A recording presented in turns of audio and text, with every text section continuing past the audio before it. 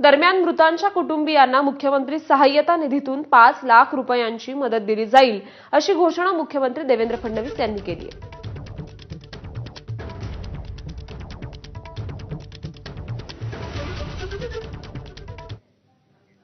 ज्येष्ठ बॉलिवूड अभिनेते मनोज कुमार यांचं वयाच्या 87व्या वर्षी निधन झालं।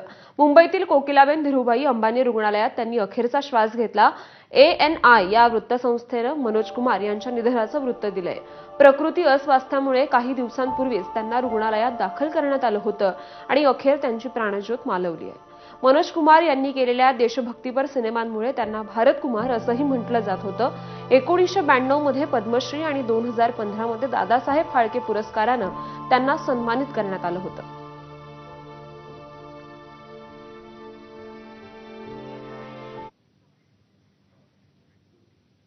पुढची बातमी बघूयात। छत्रपती संभाजीनगर जिल्ह्याला अवकाळी पावसानं चांगलं झोडपलंय। जिल्ह्यातील पैठण, गंगापूर, वैजापूर